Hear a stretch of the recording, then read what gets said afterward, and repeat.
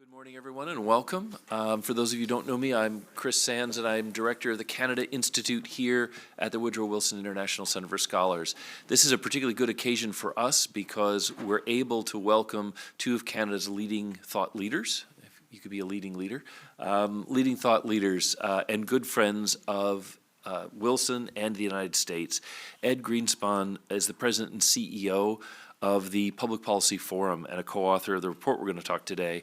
I first got to know him when he was a journalist at the Globe and Mail, but he's also written for Bloomberg News and newspapers across Canada.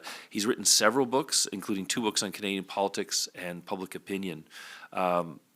He's, it's very impressive. He was a global managing editor at Bloomberg for energy, environment, and commodities, and worked with people in 22 countries on 6 continents in following some of the commodity economics. Next to Ed is Janice Stein. Janice is a legend, a living legend, who was the founder of the Munk School for Global Affairs and Public Policy at the University of Toronto. She's one of the most sought-after commentators on global affairs. Even here in the United States, many people know her work, turn to her for insights from the White House to Congress and to the halls of Parliament Hill. She is, interestingly, her research is not just IR. She thinks about cognitive science, psychology, international politics, decision-making strategy, and has one up on Ed, only one up, in that being an academic, she has more books. But they're... I think she's 10 up on me. Yeah, very, very impressive. The reason we brought them together here and the reason we're so excited to host them is that working together, the Munk School at the University of Toronto and the Public Policy Forum banded together to look at how Canada could improve its relationship with the United States while the United States itself was changing. A very timely observation. We see a lot of countries around the world that produce wish lists for Santa when a new president comes in. What can we get from you? But this is a remarkable document because it's really what can we do to be more relevant to the things that are worrying ordinary Americans. And I think that's a signal not only of their foresight, but it's also a signal of their friendship with the United States and desire not to see what's in it for Canada, but what could be in Canada for the United States. With that, I'm going to ask you both to present the report a little bit, and we'll have a great discussion with this all-star cast here in the studio. Okay, thank you, Chris, and thank you for having us here. We're delighted we could make it, and I don't mean the trouble I had landing in Washington yesterday. I mean, just navigating this building. But anyhow, and thank you all for coming to have a little conversation about Canada-US, which is obviously, if you're Canadian, a very hot topic right now. If you're American, perhaps you get to have these conversations about most countries in the world at the moment. So I'm just going to make 3 points quickly off the top, and they're not. The first one's not really about the report. It's about the political moment that we're in, and then I'll talk about the report for a couple moments. So, behind the report was the idea that we had when we first started talking about this a year and a half ago or so, that Canada didn't have a strategy vis-a-vis the United States, and therefore was more subject to, it was a more transactional relationship and many transactions. But those transactions, as we saw through Trump 1, were more subject to whim, to arbitrary measures, to the politics of the moment, et cetera. As we started talking to people in the government, we had a sense that, right now I have a sense they're fighting the last war. At that point, I had a sense that they didn't think there'd be much to fight over because, after all, I'm in the States, so I'll be polite, the USMA, however you pronounce that word, was Trump's. And why would he go after something that was his triumph? And that was the prevailing mood in Ottawa, I'd say, from, let's say, January 1st last year through to about September, I think, when people started, going, that might be a different kind of problem. So we felt the strategy was needed, and we'll go into the strategy in a moment. But I'd say, in Canada, we have a government and a country that's just not rooted. It's not grounded in anything at the moment, and it's in a very reactive mode, whereas we really want it to be in a proactive mode, and we have a federalism that has been a lot of friction, let's just say, in the federalism, so that makes it harder to get the Team Canada approach. We're on the eve of a national election, an important election, so that also makes it difficult to get a fully national approach, but not knowing what you're about, that you pass on from government to government and generation to generation, as was true with the FTA, as was true with NORAD, as was true with a lot of pieces of the relationship, good pieces of the relationship, that's lacking. And then finally, just on the politics, I'd say that, and I don't think the Prime Minister knows how he wants to play it, and I don't blame him for not knowing in a political way, because he's still reading the tea leaves in the country, and there are, we can go into seek an exemption mode, or we can go into retaliate mode, or some combination thereof. They play in a way to different kind of constituencies politically in the country, and I think we're seeing him kind of testing lines and ideas around both of those. The comments yesterday about or 2 days ago about Harris losing the election or being rejected as the second female candidate, is a little bit in the okay, I'm gonna fight not switch kind of mode. So now I'll just go into the report for a moment. The report really more is about doing things together. It's not a trade paper. It's a relationship paper, and it's a strategic relationship paper in that we have many more attributes together, and we were stunned to see, I guess some of the people here from the energy industry would know, but that Canada and the United States together pump about the same amount of oil as Saudi Arabia and Russia together was kind of, I knew these were big numbers, but that's, that is a really big number. So we felt that there were areas that Canada had strengthened. We came down here and we talked to people in the States about 6-8 months ago. And the things that we picked up were we really wanted to build what we called AutoPac 2.0s, which may not be the best analogy, but we're hoping to be grabby, at least, the Arctic. So we would come down and we talk to people and we get, 2% is a problem. But the real problem is you don't know what kind of role you want to play in global security. What do you want to be in this kind of world that's, and we felt that the Arctic was a good place for us to have a role because it's geopolitically much more material now, and the world's lining up in that way. But also, it's an easier place, in Canadian politics, to spend your money up to 2%. Spending it in Canada's Arctic is a whole lot easier to sell. Energy was our second thrust, and I think everybody understands the integration of energy. But there's the United States is trying to get off Russian, Uzbekistan, Kazakhstan reliance on uranium. For instance, Canada has uranium. There's a lot of pieces there that we could build both in Canada and out in the world with our allies, where we can offer them energy security together, particularly on LNG, where we have very complementary. One faces Europe more, one faces Asia more, et cetera. Critical minerals was the third one, and we were very struck that that there's a kind of dilemma at the heart of developing critical minerals. Besides the normal problems of just getting things done, getting things approved, there's a problem that the market, manipulated to some extent by the Chinese, might be sending signals that this is not where you want to put your financing. This is not a good investment thing. Whereas your security signals are very different. An 80% reliance on China for processing of critical minerals, twice what OPEC had at its height, in terms of a stranglehold of the market, was fine. And the final piece was around advanced technology, and for time reasons, I will skip that. Final thing I'll say is the two matters that President Trump has raised at this point around the tariff, the undocumented immigration and fentanyl. Those should be things that we should be doing together. We have a common fentanyl problem. We have a common problem of precursor chemicals coming from China. our intelligence together, a perimeter strategy seems to us to make sense, and probably similarly on immigration. So we don't think that's outside our strategic approach necessarily. So I really want to get the conversation going here. So let me just make 2 or 3 comments and open it up then.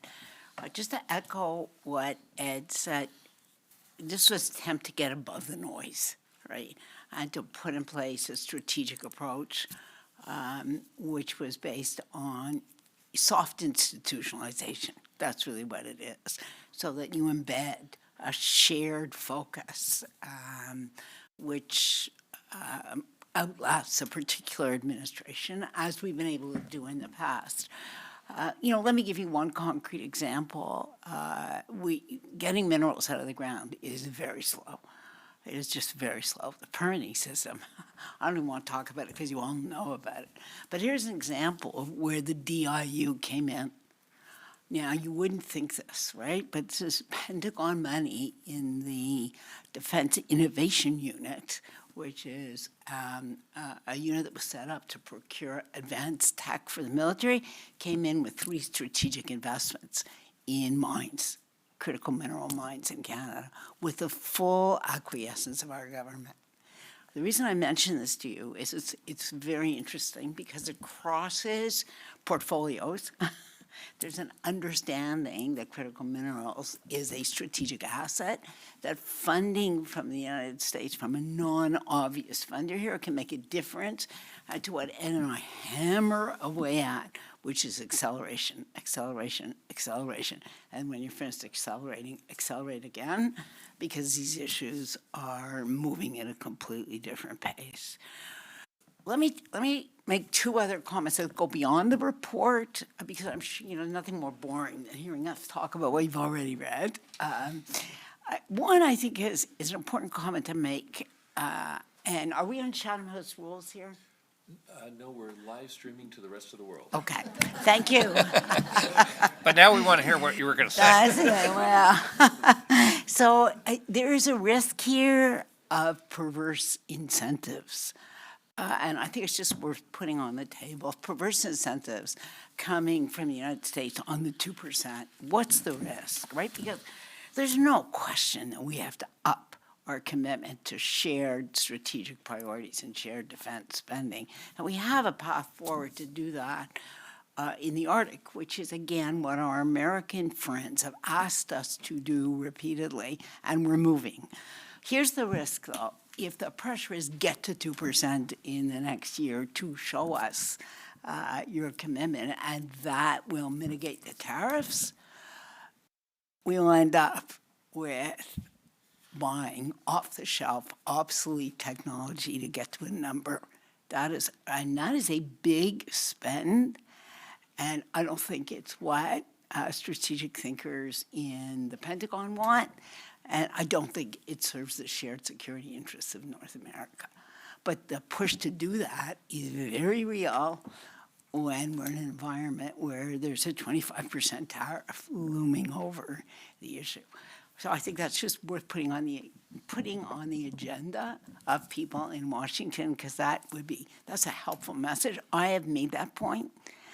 And in person, there's a nod. We understand what you're talking about.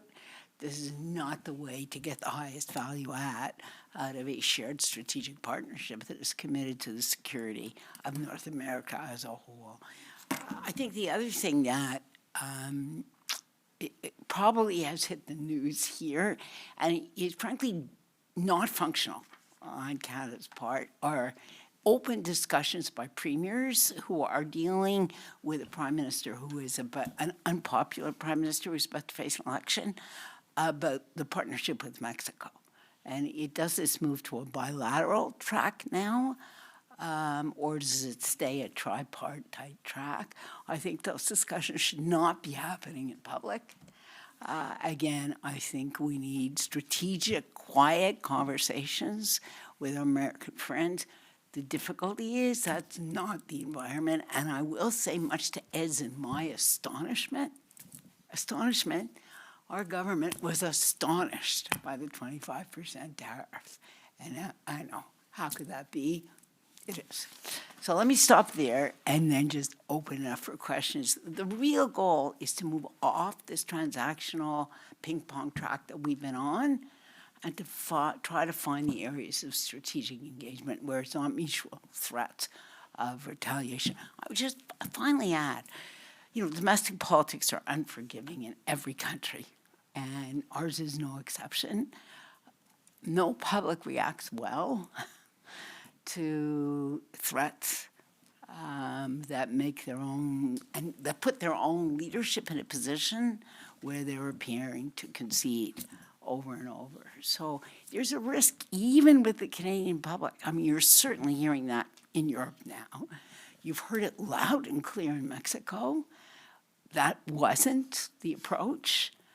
But I think there's a risk again here that we get some very perverse incentives operating, and we join the wrong course. That's really the risk here. Well, thank you both very much for giving us an overview of the report and also underscoring how it will play into the new configuration of Washington after our election. I know we have years still to wait for.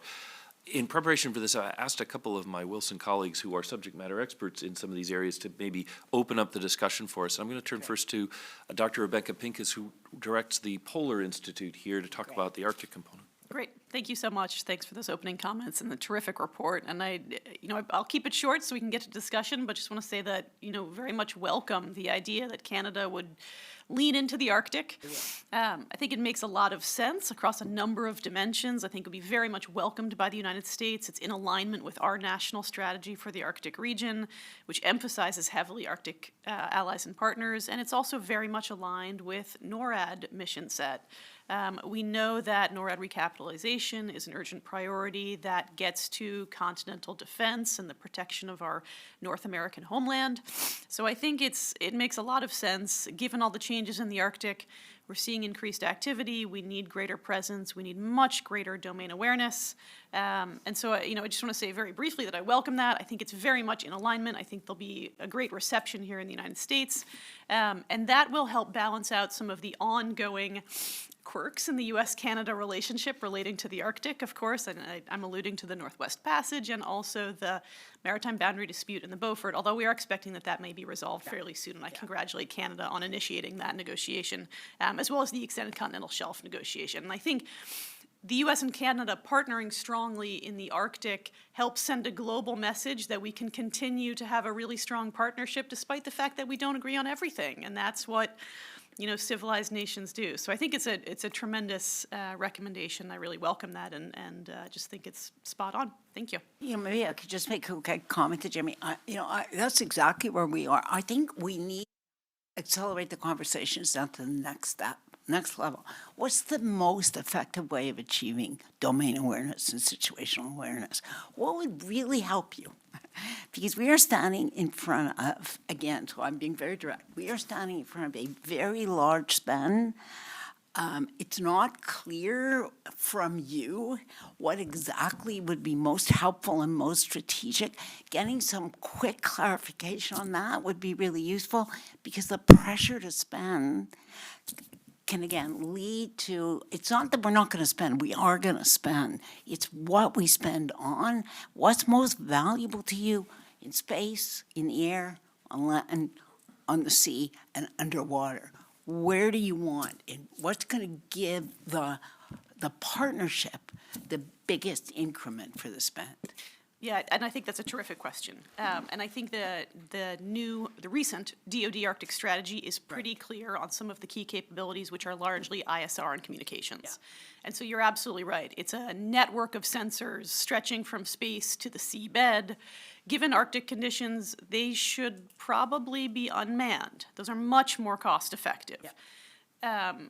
Putting men in the loop in an Arctic system raises costs astronomically, and given the distances involved, it's really challenging. So unmanned sensors networked into a common data architecture is very important because we need a lot more observations, but then we need a way of synthesizing those observations and making sense to the decision maker, because when you're combining, environmental, operational data, you can easily overwhelm people in the system there. So it's not just the sensors, but it's the data architecture that processes them.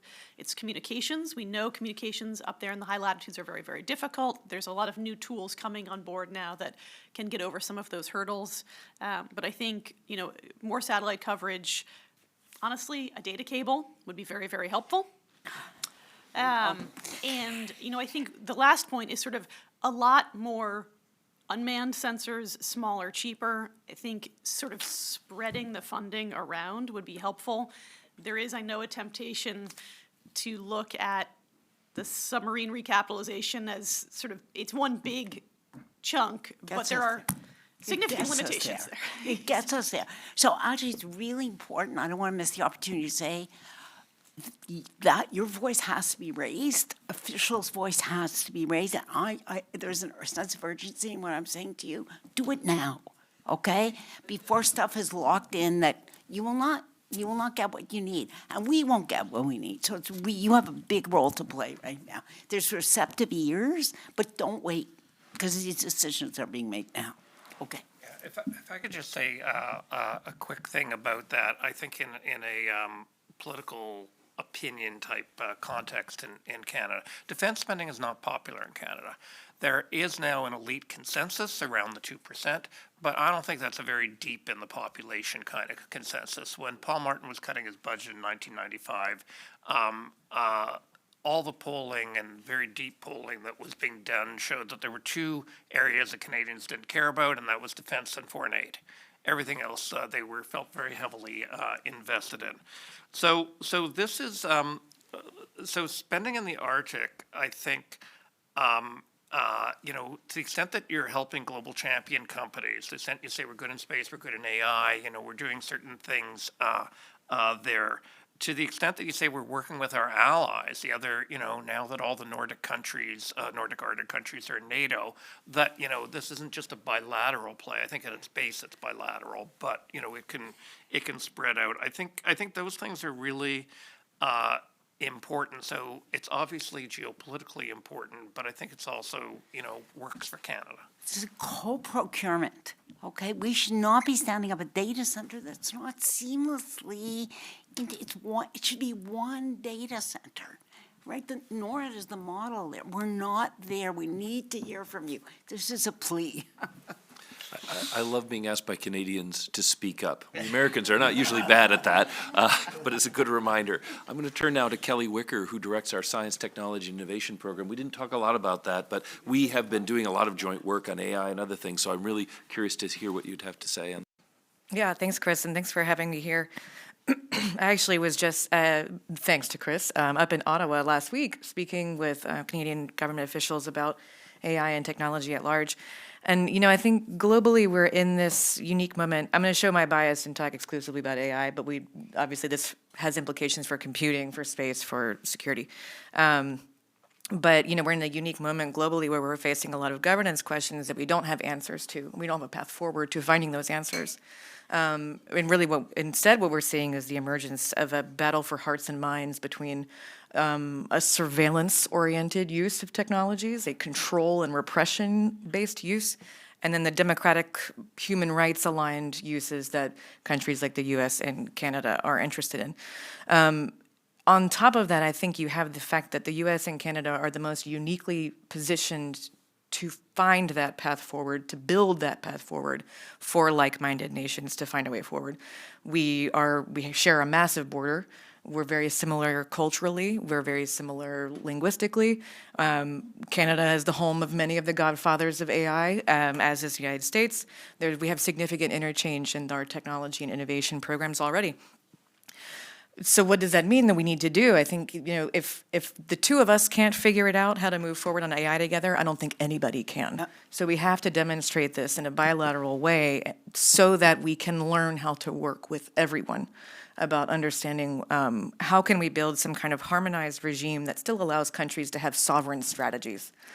I'm really excited about Canada having the G7 presidency this year, particularly because I think from what I've heard from Secretary Shan and others in his office, it sounds like this is on his mind as well. This is the opportunity for Canada to really push that forward, this idea of collaboration and harmonization. I think when you put that in with some of the things that were discussed earlier with the critical minerals, with computing, with data centers, all of these things are places where Canada and the US are uniquely positioned to succeed at working together in a way that will help us understand how to work with other allies in Europe and with people that we are not quite as close with in the global south. I'm super excited to see where that goes. I think the risks here ahead that I see, particularly for Canadians trying to work with the U.S., is that we, just as we've done with other areas of policy, especially in the last Trump administration, we saw a huge surge of state activity on key topics that were seen as left behind by the federal government. I anticipate that will be AI in this administration, and it will be difficult for Canada to work with the United States if we have 50 different AI strategies. So I think, we anticipate that the AI Safety Institute will be codified in the NDAA, hopefully, knock on wood, which will make it a little easier, but we are not going to make it easy on Canada to be our friend on AI, but I think Canada is committed to it, which I love. Music to my ears. I am from the University of Toronto, where Geoffrey Hinton just got his Nobel. So you're singing to the choir here, frankly, and we've been pushing the government so hard.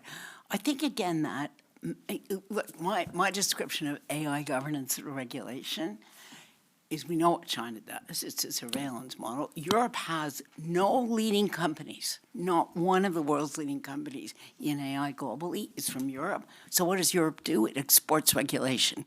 That is not a path forward, okay? It's just not. I mean, I'm just being really blunt here because we don't have a lot of time. So there is an opening for Canada and the United States to figure this out, but again, together. We're actually used to working with governors. We have premier governors meetings, Those are very fruitful ways to move forward. But there are a whole series of issues on which we can work with you together and produce one product. That's the goal, right? It's to co-procure. It's to co-manage. It's to co-figure it out so that what we're doing, it's not a negotiation between us. It's actually a collaborative activity. I think this is just huge. Mark is all over this, Mark Shan, and I will tell you, because the Washington people will laugh here, one of the things we're doing at the Munk School is we are starting an AI accelerator for the federal public service, where they're coming so that they get up to speed on advanced technologies, and then they have to go back to their department and actually do a project. So I'm hopeful that we are going to be at speed, at scale, but we need to do it jointly. Where's the joint task force? Where's that? Just a very concrete thing right now that we could stand up below the radar, but there's a huge amount of receptivity to that. I'll say one quick thing. Not wanting to be too promotional, but we released a very good AI piece of research writing yesterday, and it's Mark was saying earlier that it kind of is 2/3 on the opportunity side and 1/3 on the regulatory side. It tilts in a bit of a different direction. The particular godfather, who's now quite seized with the safety side, that can skew the debate in some ways in Canada. I was at a little book launch party with him 2 weeks ago, and I said, didn't you ever see 2001 Space Odyssey? Did you know? And he said, and first of all, he quoted Hal's lines directly to me, so he's sort of a bit of a polymath as well. But he said he didn't see any dangers till 2023, which really surprised me. We can't lose sight, I think, of obviously the safety side is, you're not going to proceed on the other side without getting that right. But we can't lose sight of the opportunity side, and it's one of those few places in advanced technologies where Canada does have credibility and does have things to bring to the table, so we've got to leverage that.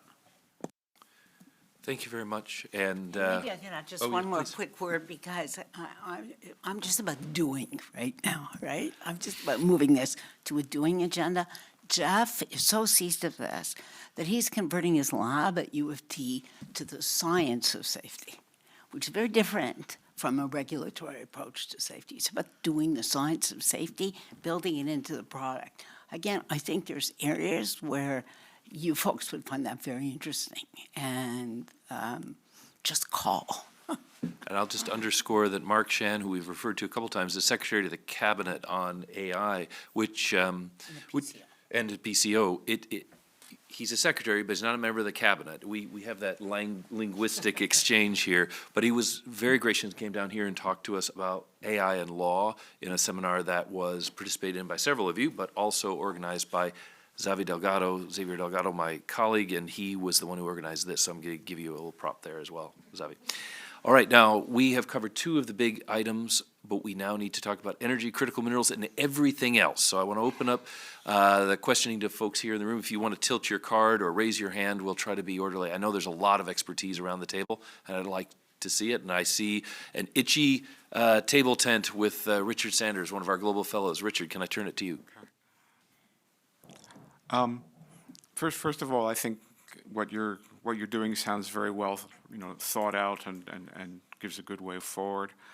I guess my question is kind of broader in terms of what the tone of the relationship should be like. And I noted that Prime Minister Trudeau flew to Mar-a-Lago almost as a supplicant, and the main thing he got out of it was a barbed comment about the 51st state. Mexican President Sheinbaum contented herself with a phone call and didn't kind of give a great deal of ground, and Trump kind of let that pass. So, those are just, examples. But, as you go forward on these specific areas of energy or AI or whatever, how should Canada kind of, maintain a tone? What style of dialogue without kind of chasing every comment that President Trump makes, et cetera, et cetera? Maybe I can go first. And let me tell you, there's a live debate in Canada about this. The three of us, Mark, Dad, and I, were arguing about this morning as we were walking way over, right? So our former trade negotiator, Steve Verhoeven, some of you may know, he did the NAFTA too. On behalf of Canada, really accomplished, smart guy, says in writing, every single concession you make at this time will just be pocketed. Don't do it, right? You need to establish your bona fides, you need to be tough, and you need to threaten to retaliate if you're hoping really to get any leverage, and that's the Mexican strategy. Now, as the tone from the United States, from the president-elect continues, that could drive an elite consensus that in fact is the first and most appropriate approach at this time, and that what Ed and I are talking about comes after you do that. And there's an argument to be made there. It could well happen. From my perspective, that's not optimal, right? Again, this was written, Ed and I started work on this a year and a half ago. It was to get ahead of this conversation, to look at the areas where there really is opportunity for institutional partnership, and to really go deep on selected areas. AI is one, energy is another, the Arctic is a third. And I just remind you all that the last time Trump imposed tariffs on aluminum and steel, and he did it under 232, which was a national security issue. The sense of outrage in Canada that we were a national security threat to you. It's impossible for us to communicate this, but he didn't do it on uranium. Even then, he didn't. Why? Because our uranium really matters. There's a message here for all of us. We need to go into, so I'm not in favor of a blustery tone at the beginning. We need to go into the room really confident of what we bring to the table, what the assets are, with a consistent, principled message. We are partners. We expect you to treat us as partners. We're valued partners. Very tough for a government that's facing an election to avoid, and that's why I brought that up right at the beginning, because there's a trap here. So my sense of a Canadian Prime Minister or any world leader dealing with President Trump is that, the concept of a win-win to President Trump is 2 wins in his column and 0 wins in the other column, right? And he's a zero-sum politician, and international diplomacy, international trade, should be positive-sum, games. So, how do you deal with that? Well, you gotta, give him his wins, particularly when they're things that we should be doing in any case. And you want to package that in such a way that, you're having a broader, but not overly broad conversation, because an overly broad, everything in it, comprehensive conversation, just won't, isn't going to lead to a result in the politics as they are now in both countries. So I don't know exactly what it looks like. Going to Mar-a-Lago, did he get something out of it? Yeah, he got FaceTime with the president. He got to meet some of his folks. I've been in some debates, which I find kind of bizarre in Canada in the last 2 weeks, which is he should have never gone. It was groveling. It was whatever. A Canadian Prime Minister has to take the FaceTime and get with the U.S. president, whenever he can. It doesn't seem to me a hard question. But the fact that I'm having debates, and some of those debates are with people who are liberals, makes me understand better that, we've got a prime minister who is, down by, 22 points with like 2 minutes left in the fourth quarter.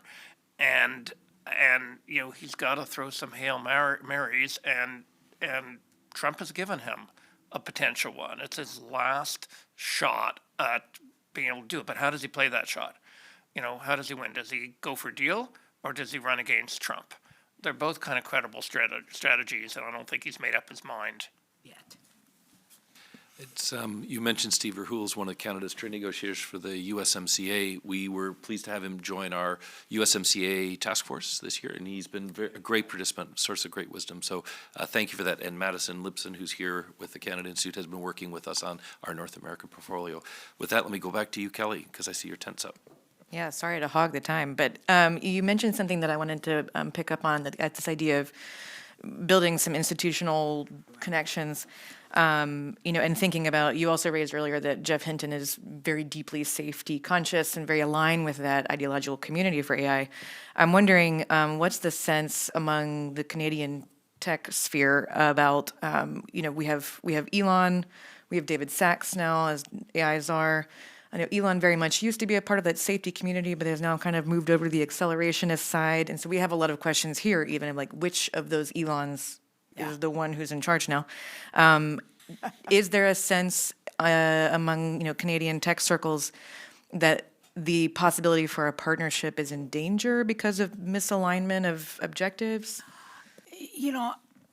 I think there's a real eagerness on the part of the Canadian tech sector for the partnership. There's full recognition there are multiple voices along the spectrum. And you're right, which Elon do you get on any particular day, right? It's a moving object. But I do a lot of work with the Canadian tech sector. There is a real openness. And even when we talk about things like co-procurement for defense, right, which is a growing part of dual-use tech and the kind of innovation that's happening in hardware, there's a real openness to it.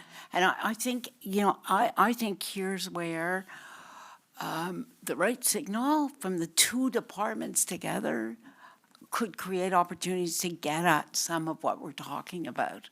What's the shared product that would make sense to both partners in a rapidly changing North American security environment? So I would really encourage, it's a matter of finding the right channels to talk, but then move it and get it done.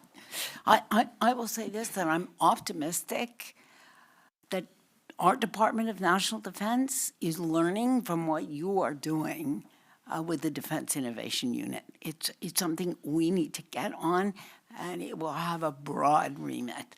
So the more you can encourage the innovative funders who understand the procurement problem, not only as a permitting problem, but as a much deeper problem with the length of time it takes funds to flow, to large corporates is not appropriate to the kinds of technologies that we have to buy in this environment. The more you send the message north, the better the joint result will be. I said that in the most nuanced way I could, given that there's not Chatham House. The nuance was lovely. I'm going to go to Jamie Tronis here, and then to Mac Moore, and then to Becca Pincus. Hi, so Jamie Tronis, I'm with the Macdonald-Laurier Institute. We're the only think tank from Canada that has opened an office here in Washington, D.C. And, you know, I feel like it's very important to state that aside from the amazing work that the Canada Institute does here at the Wilson Center, there's really no other Canada-centered think tank here in Washington, D.C. Like, you can shake any of the think tanks here and a southern Mexican border expert will fall out, but there's no Canadian expertise down here. And because of that, there's not a lot of direct relationships back and forth between the two countries where you can have those conversations. And it has been a real shock to me since we opened this office, just to see that it's really just Chris and I often see each other at the events because we're the Canadians in the room. And I'm sorry, before I got here, it might have just been you and Zavi, or I don't know. But I am really grateful for all the work that Chris does and all the spotlight that he's shown on Canada. And we're going to try and do exactly as you said, which is to bring these conversations back to the Canadians, because I have also been shocked by just how little they really understand what it is. You know, people come, what do the Americans want? What do they mean by this? If you had a presence there to tell you, you would know. But I wanted to talk about the Defense Innovation Unit for a second, because that's something I'm actually really passionate about. I've been talking to a bunch of inventors in Canada, trying to follow them through the process of doing something through the ideas model with the CAF versus coming down here. Under the defense procurement, the DPA, Title III, they can come down here and pitch. Right? And there's 10 accelerators, I think, right at the moment for them to choose from, the DIU itself, all the way to Softcom in Tampa. And we're following one particular person who's hoping to pitch, you know, to ideas, but then also has a potential to pitch to Softworks in Tampa. And it's like, why, the amount of benefit that person is going to get as a Canadian to come down here and pitch his product to the Americans. We'll follow up with funding, with Office of Strategic Investment Capital. They'll hook him up with venture capital, R&D, potentially security clearance, and an actual place to work out of. Canada is just not getting on the ball with our own innovation fast enough, because I don't think they realize that we're in a global talent pool here. I'm really glad that you brought that up, and I'm glad that the DIU is really trying to make inroads in Canada, because that's something we've been really harping on about. So I couldn't agree with you more. I couldn't agree with you more. And let me, again, just focus on the perverse incentives. And so we just need to course correct, to tweak, to get a much more value-add result. So we have two space companies, I'm not going to name them again, who are funded now in Washington, but there's no shared data center. So how much sense does that make, right? So what would it take to connect that loop and to coordinate with DND and DIU and make sure that there's shared funding, shared collaborations, shared standards, so that we could really advance it? It is not hard, but there's not a sense of urgency, either on your part or on our part, to get this done. And I think we're at an urgent moment, frankly. So I just encourage you all to raise your voices here and make sure this happens. And again, to come back to my message, there's a window. I don't want that window to close and leave us with the same dysfunctional institutional patterns that we've had. It will be a real missed opportunity. Hi, Jamie. I feel like it's a challenge. We should be sending somebody to Washington, so we'll get on that pretty quickly. I don't know if you want competition or company, but we can manage that.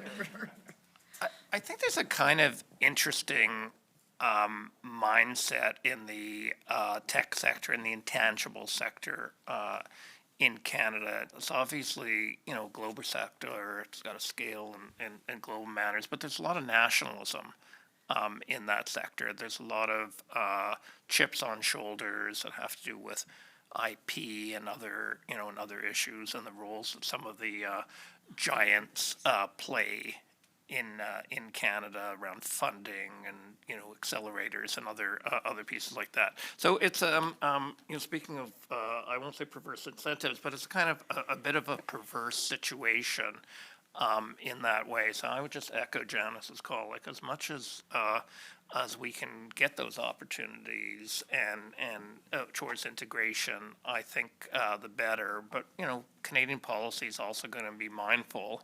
Well, it hasn't been very mindful so far, but it needs to be mindful about IP and other issues like that. Let me turn it over to Mac Moore, and I bet you're going to talk about energy, Mac.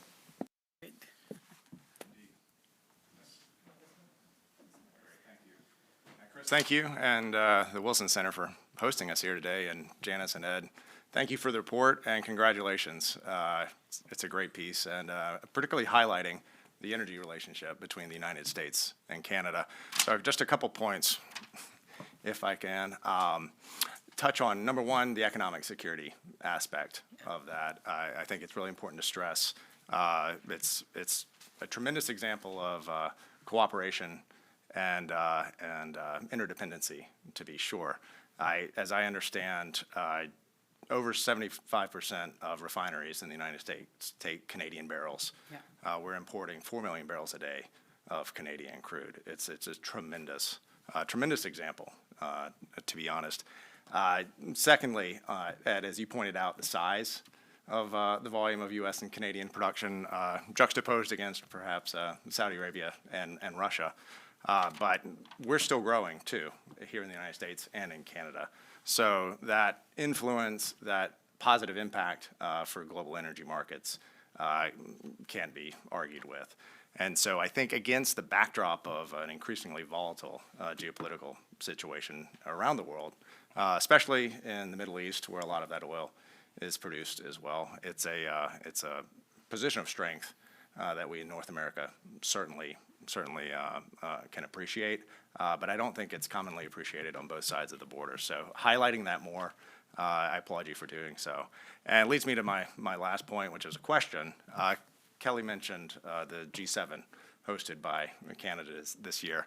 Do you think we can expect that energy story to be highlighted by the administration in Canada? It's the Leaders Summit is taking place in Alberta, so it's a great platform, a great backdrop for that. So appreciate your thoughts on that. Thank you. Sorry, was last thing about hydrogen? About the G7. Yeah, the Energy G7. will be on the G7 agenda. For the G7. Yeah. Okay, I think I'm supposed to start the energy questions. No, you turned me off. Okay, sorry. Did you do that on purpose? No. Okay. Yeah, so first off, I think the whole tenor of the energy questions in the world, I think there's three major changes. The third one is just happening now. The first was the invasion of Ukraine and increasing the premium on energy security that our allies have. We're fortunate in North America to be as energy secure as we've been any time in the, I don't know, since the 60s forward. I guess it's as far as my memory might be able, or my historical memory may be able to go. So the first was the energy security, and that shifted the balance of what needs to be done and how it needs to be done. The second, I think, would be affordability and turning it into an important political issue. And you can sort of see that. I thought it was very interesting. In the summer of 2023, we had awful lot of very high-profile extreme weather events happen in Canada, and we had the affordability crisis come to crunch, and I was wondering, okay, which one was going to be the dominant sentiment on public opinion, and it was affordability. It was and with durability, as well. And the third thing, obviously, is Trump being back and the drill baby drill and sort of the seeming indifference to climate change as an issue. So I think it's probably a better moment for oil and gas. I don't think it's a moment in which oil and gas should be taking its eye off the longer term ball, which is decarbonizing. And it may see there's an opportunity to take its eye off that ball because of Trump, but it's a very ephemeral opportunity, I suppose. So in that way, things change. I also just find, like, I've been kind of, I don't want to say distressed. I don't distress too easy. I've been bugged over the last number of years by the ambivalent views that Canada seems to have towards its gas. We've got, extraordinary gas reserves in northern Alberta and particularly northern British Columbia. And it's relatively clean gas, unlike our oil, which is high carbon intensity. The gas is low carbon intensity in global terms. And I feel there's a shift going on now there as well of recognizing that. And part of that shift is being driven by the moral authority that First Nations have in this discussion and by their heightened participation in it. But my goodness, as I said earlier, the U.S. On the Gulf Coast, Canada on the West Coast. This is a kind of match made in heaven. When the Ukraine invasion occurred, Canada, at the behest of the United States, increased production of gas and enabled a lot of those emergency exports that went to Europe. And there's just such grounds for cooperation and collaboration there. Yeah, so just to add, I don't think it's going to be a big issue with the G7, in all honesty, because there are other issues. To be candid, Who will be prime minister at the G7? don't know, right? Because it's July, so we don't know, frankly. It depends on the time of the election, and there's many scenarios about that. So I don't think it will be. I think what is happening, though, is there is an ongoing calculation of the impact of 25% tariffs on exports of Canadian oil and gas to the United States. And what gets missed here, of course, is the impact that you just talked about, that 75% of that is processed and refined in the United States, and what the consequences are, and what has come back. So I don't agree with Richard. There was no gain in going to dinner in Mar-a-Lago. There is a gain because conversations open up that are now ongoing that wouldn't have happened if that dinner had not happened, because there were some of the president's prospective cabinet ministers were there as well. There is a conversation going on, but the public statements are, yes, prices will rise and we don't care. So to the extent that's the tone that deepens, that will frankly shove aside what you would like to see happen, which is, again, thinking about this as an integrated energy market, because that's what it is. I'm thinking about the role the integrated energy market plays globally, both in Asia and in Europe. So, events happen, as one president famously said, right? And I should just explain, Mac is a great friend of the Wilson Center, but is also representing ConocoPhillips. And I wanted to get that in there because I expected an energy question for him. I thought I should explain why. ConocoPhillips was this amazingly innovative company that in the 2 years after the invasion of Ukraine quadrupled its exports of uranium because, of course, every one of Ukraine's nuclear reactors was running on uranium, and the suppliers are Russia and Kazakhstan. So if you just think about that, that's what I mean by getting stuff done. Well, speaking of getting things done, we are coming closer to time, so I'm going to take two questions that we have tense up together and let you answer to them both. Back to Dr. Rebecca Pincus first. Just a quick note and a question. The Ice Pact agreement, the three-way agreement between Canada, Finland, and U.S. on the construction of icebreakers, I wonder what your thoughts are on the avenues that opens up for dialogue with the Trump administration, which expressed great interest in icebreakers during its first manifestation. What you think that might offer for dialogue on increased or joint production of not just icebreakers, but perhaps other ship platforms. Thanks. And before you answer, I'm going to go to Ed Burrier. And Edward Burrier is here with TC Energy, and I want to thank him preemptively because he sparked a conversation on energy innovation in North America that we've been happy to participate in and help to run, but it wouldn't have been possible without your vision, Ed. So let me hand it over to you. Oh, gosh, that's too kind. A couple of comments, and one, thank you very much for being here and your work. One thing, just back to the 2%, one observation I've just passed along to some of my Canadian colleagues is I think there's a feeling among some that under a conservative government in Canada, just things will get a lot smoother. I would just be very careful with that. I think President Trump has shown that, he's not grounded in deep ideology. Look at Trump, AMLO, completely separate, but it was deal making and other factors. And so I would just take this 2% very seriously. And I, just as an observer, I have noticed that the conservatives don't talk too much about the 2%.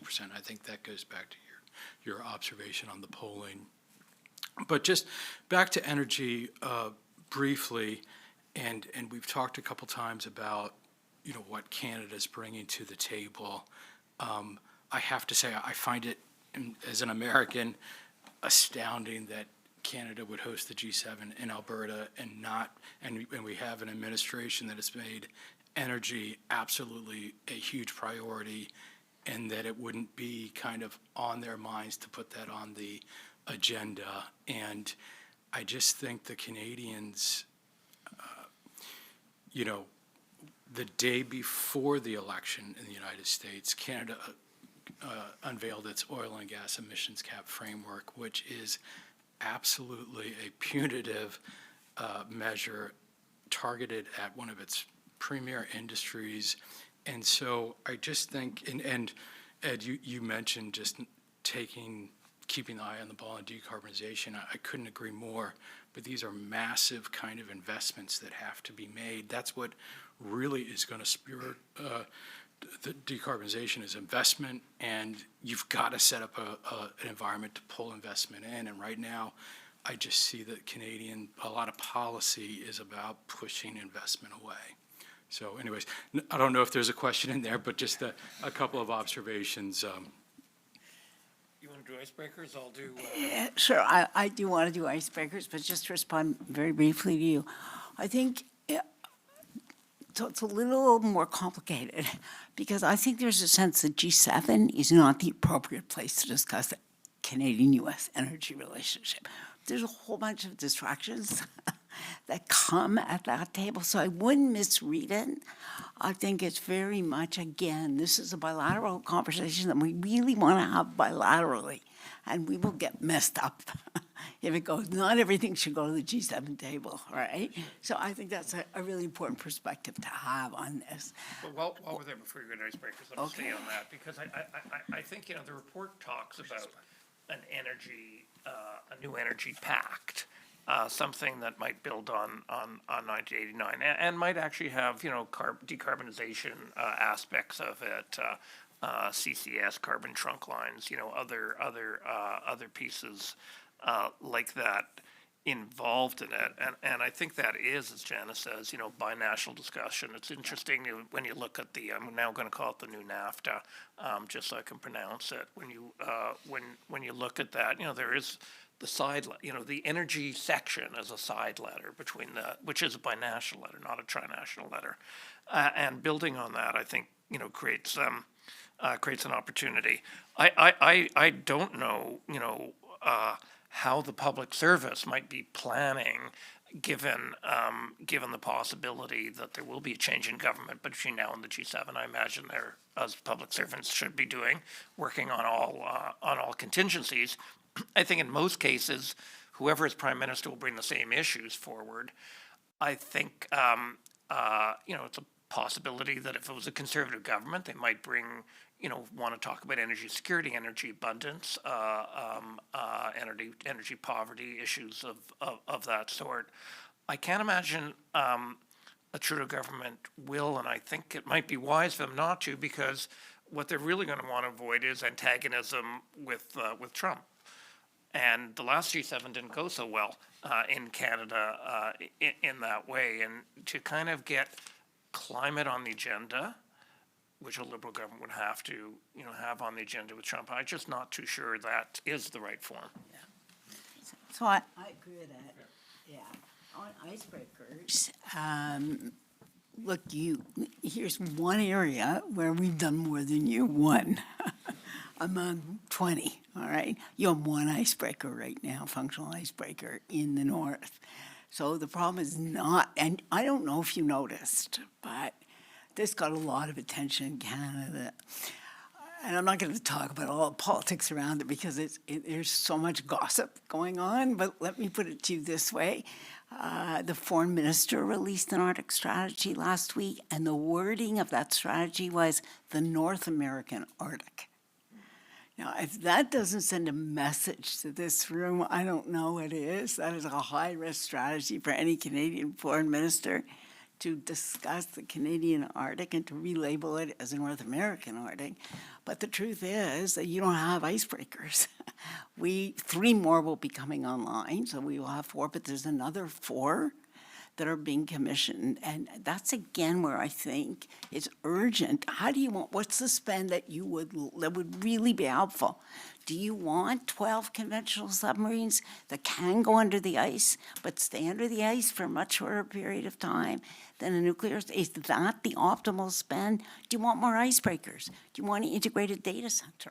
Do you want underwater sensing that can operate under the polar ice? Where's the value add if we think about this as a real partnership, as opposed to 2 adjacent countries spending on adjacent parts of the Arctic? Because frankly, some of what we're building, the United States is an underinvestor in its own Arctic because it is operating in so many other fronts. So, and if you actually talk, and the reason I think this is such an important metaphor, one senior official in the Pentagon said, could you just look after the Arctic so we can take our eyes off it? And we would know the Canadians have it. That is a smart suggestion, right? But what's the procurement? What's the capability that would create an integrated defense and security for the North American Arctic? That's really the question. So it doesn't matter if you have 1 icebreaker, if we have 7 or 8. It's fine, because there are 8 icebreakers then. I just want to also comment on that. You mentioned investment, and obviously Canada is struggling to attract investment at the levels that it has become accustomed.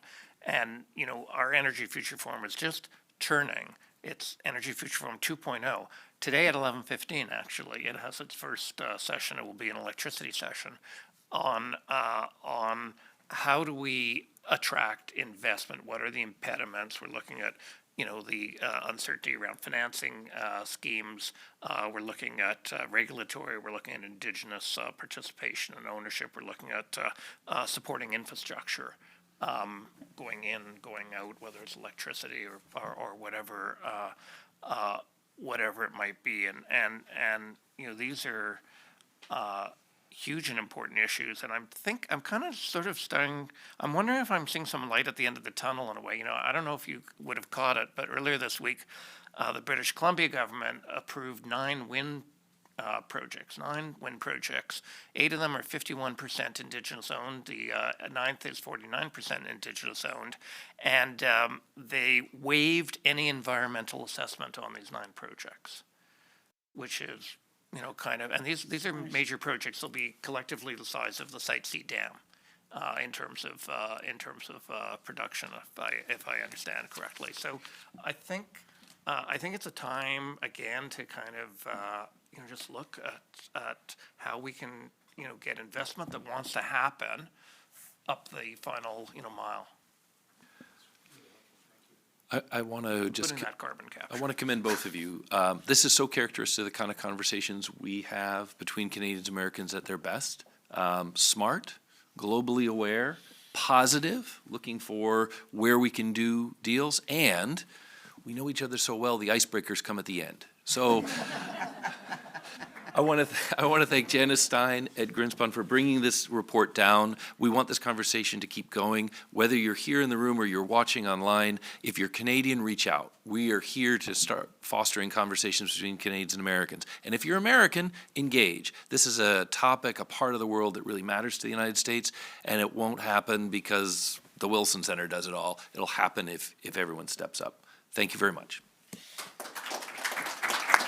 Thank you all. Thank Chris. you.